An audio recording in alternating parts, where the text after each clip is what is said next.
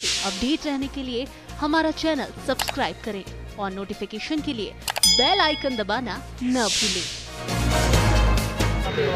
आम आदमी पार्टी आगरा के द्वारा शहर की परेशानियों को लेकर एक विशेष अभियान चालू किया गया, जिसे सभी विधानसभा में चलाया भी जाएगा। उसके तहत जनता को हो रही परेशानियों के लिए जिम्मेदार अधिकारियों को स्मार्ट सिटी पोल खोल अभियान के तहत गड्ढे गड्ढे वाली सड़कों पर वृक्षारोपण करा जाएगा और भ्रष्ट अधिकारी और सोते हुए जनप्रतिनिधियों को जागने का काम किया जाएगा।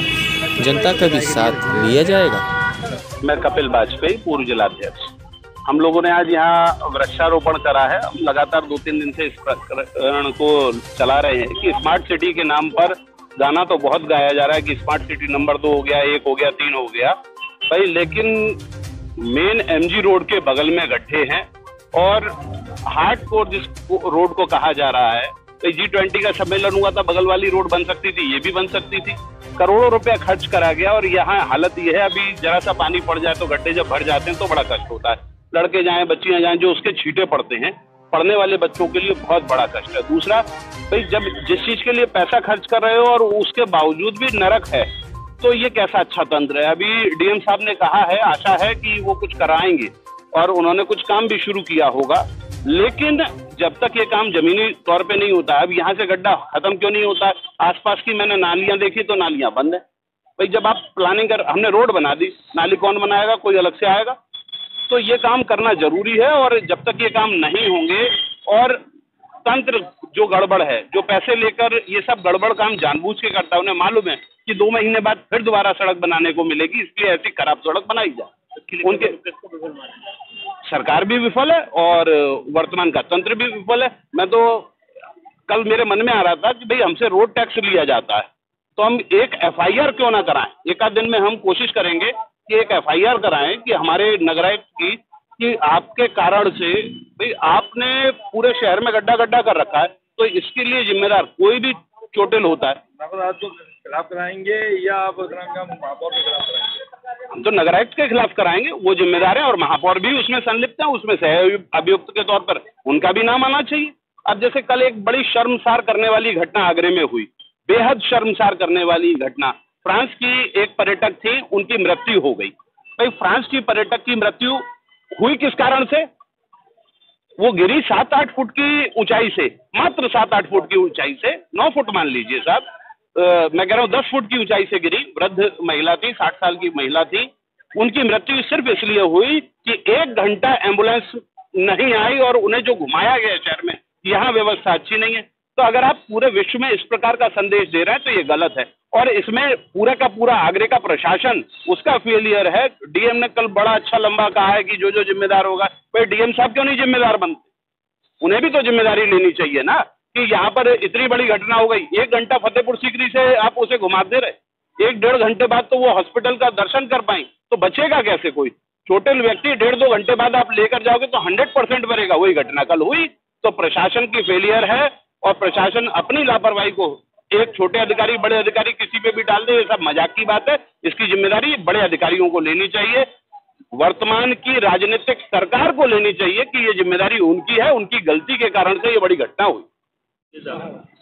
एडवोकेट अश्विनी शर्मा साई हूँ, प्रदेश उपाध्यक्ष हूँ, वरिष्ठ उपाध्यक्ष हूँ, आम आदमी पार्टी बुद्धिजीवी प्रकोष्ठ। आज क्या प्रदर्शन है आम आदमी पार्टी का? देखिए, आगरा को स्मार्ट सिटी की घोषणा की गई, तमाम बड़ी बड़ी बातें की गई, लेकिन बड़ी बड़ी बातें अभी आपने हाल ही में कैमरे पर यहाँ पर दिखाई। पूरा आगरा गड्ढों से भरा पड़ा है, वहाँ से बाइकें निकलने में, कारें निकलने में दिक्कतें होती हैं। आज हम यूँ, क्योंकि एक बहुत पॉश इलाका है यहाँ का, आगरा का प्रतापपुरा इलाका है, यहाँ से तमाम अंग्रेज निकलते हैं, पर्यटक निकलते हैं, विदेशी पर्यटक, यहाँ के देशी और विदेशी सैलानी निकलते हैं और यहाँ पर इस तरीके से गड्ढे देखकर हमारे देश की छवि खराब होती है। यहाँ के स्थानीय लोगों को यहाँ पर तमाम तरह की दिक्कतें होती हैं, चाहे वो पैदल यात्री हो, चाहे वो कार से जा रहे हो, चाहे वो बस से जा रहे हो। तो इस तरीके के तमाम वादों के बावजूद भी ये गड्ढे अभी तक नहीं भरे गए हैं। पहले ही आगरा में G20 हुआ था, उस टाइम आगरा को पूरी तरीके से सजाया संवारा गया था और आगरा सड़कों को और शहर को बहुत अच्छे तरीके से दिखाया गया।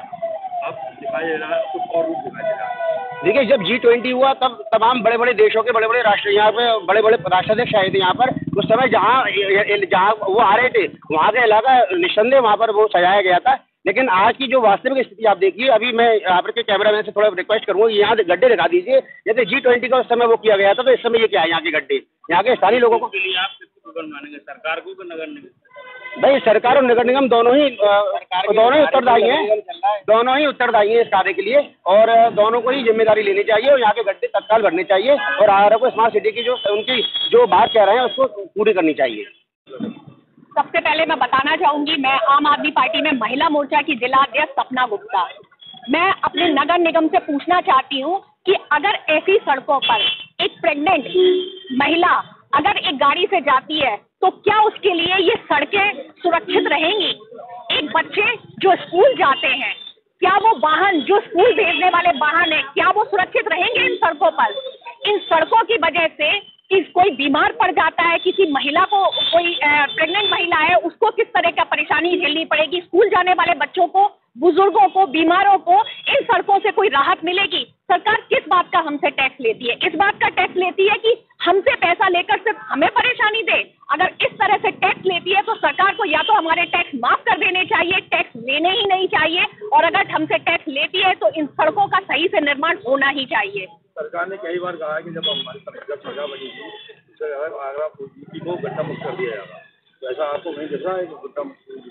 सरकार कई बड़े बड़े वादे, अभी भी ये सरकार वैसे भी जुमलेबाजों की सरकार है। अभी हाल ही में 33% महिला आरक्षण की बात करी है सरकार ने, वो आरक्षण क्या हमें मिलने वाला है? आने वाले 5 सालों तक मुझे तो नहीं लगता ये आरक्षण मिलने वाला है। ये जुमलेबाजों की सरकार है, ये हमेशा ही सिर्फ जुमले करके जनता को लुभाने का काम करती है। ये असल में सिर्फ अपने वादे सिर्फ जनता को लुभाने के लिए करती है। यहाँ कुछ नहीं होने वाला, ये सड़कें जैसी की तैसी रहेंगी, चाहे अधिकारी आए चाहे ये प्रशासन, ये कभी सड़कों को सुधारने वाला नहीं है, अपनी जेबों में सिर्फ पैसे भरने वाला है। आने वाले 2024 के चुनाव वाले और इंडिया गठबंधन तैयार हुआ है, इसके लिए किस तरीके से इंडिया गठबंधन लागू हुआ है और चुनाव जीतना है, आपको क्या समझते हैं कि खुद की समस्या होगी, इसको लेके आप चुनाव में? इंडिया गठबंधन जितना मजबूती से उभर कर सामने आया है, जितनी मजबूती दिखाई दे रही है, सरकार उससे डरी हुई है। इसीलिए जुमलेबाजों की सरकार ने अपने जुमलों को और बढ़ा दिया है और वो बड़े बड़े वादे करने लगी है। लेकिन जमीनी स्तर पर ये इतने घमंडी हो चुके हैं, इन्हें लगता है कि काम नहीं करेंगे तो भी इन्हें वोट मिल जाएंगे। यही इनका घमंड इनको ले डूबेगा 2024 में। मैं दिलीप बंसल, महानगर अध्यक्ष, आम आदमी पार्टी आगरा। क्या प्रॉब्लम? यहाँ स्मार्ट सिटी के नाम पे शहर का प्रचार झूठा किया जा रहा है और पूरा शहर इस समय गड्ढों में है, पानी भरा हुआ है, लोगों को परेशानी हो रही है, कई एक्सीडेंटों का कारण बन रहा है। उसी क्रम में हम लोगों ने एक चेन चालू की है जिसमें हम अलग अलग दिन अलग अलग क्षेत्रों के गड्ढे दिखाएंगे और उन गड्ढों को दिखाकर हम एक सांकेतिक संदेश देना चाहते हैं कि यदि सरकार गड्ढे भरने में नाकाम है तो कृपया करके उसमें एक पौधा लगा दिया जाए, वो कम से कम छांव तो देगा